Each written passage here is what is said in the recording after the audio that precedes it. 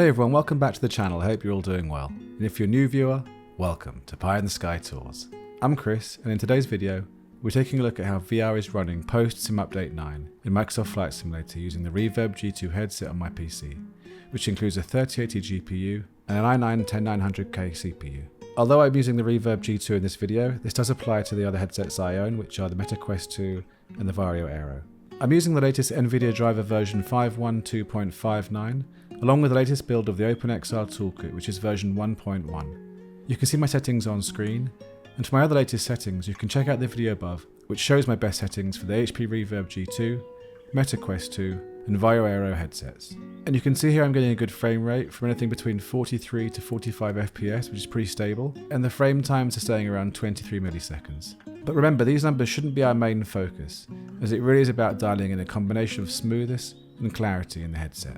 I'm not noticing any significant changes or improvements in the smoothness as such, but I can say that the OpenXR Toolkit is working really well. We all know it depends on what and where you're flying in terms of how the sim performs, and I can say that I'm getting reliable performance in most cases. For example, flying an airliner over a dense city like Tokyo does impact the performance slightly, but it's still hovering around 33 to 35 FPS, even at ridiculously low altitudes like this.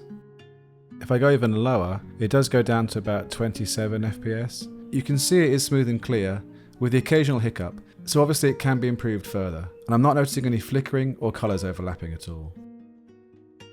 And here you can see I'm flying the NX Cub over Baguio in the Philippines. Even at low altitudes, the FPS tends to stay between 33 to 36. But as you know, numbers aren't the main thing, but I just wanted to include that detail in this video.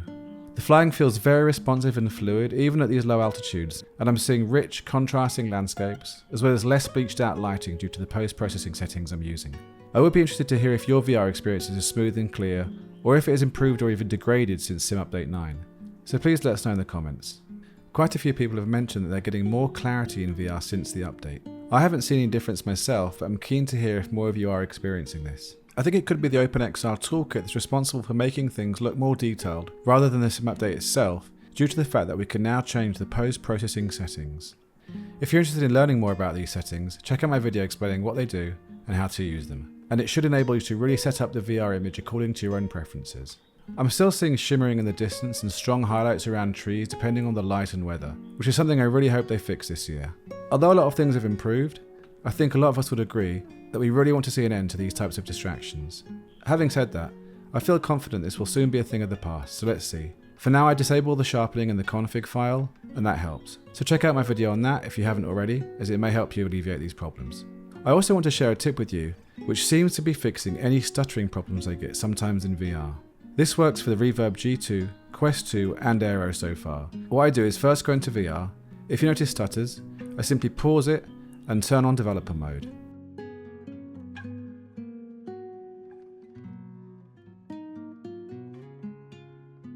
I then exit that menu and resume the flight. Then I pause the sim again and exit developer mode, and this will give you a smooth performance every time. I'm not sure if it's a placebo effect or if it'll work for anyone else, but I do seem to experience a butter smooth performance this way. So go ahead and try it and let me know if it works for you too. Looking to the future, I think this year will be a big one for VR in Microsoft Flight Simulator. With DLSS coming and more attention on VR, things are looking up.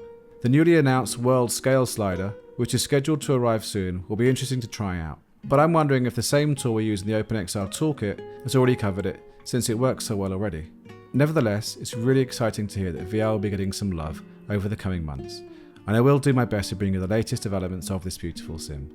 I'm continuing to really enjoy VR in Microsoft Flight Simulator, and as the dev team have recently mentioned, they intend to put more resources in developing this further. Mark at SimHanger Simulations made a great video highlighting this news, which was announced in the latest developer Q&A, so I'd highly recommend checking that out. And if you enjoy my content, please like and subscribe as it really helps support the channel, and I look forward to making the next video soon. In the meantime, as always, take care and stay safe. If you're a VR user and you're in need of some lenses, I highly recommend these by VR Rock. I have a pair for my Quest 2 and Reverb G2, and they're really effective in giving me a clear and non-blurry image in the headset. And the great thing is they customise my lenses according to my prescription. The lenses correct nearsightedness, farsightedness and astigmatism, so users can literally enjoy perfect vision in VR.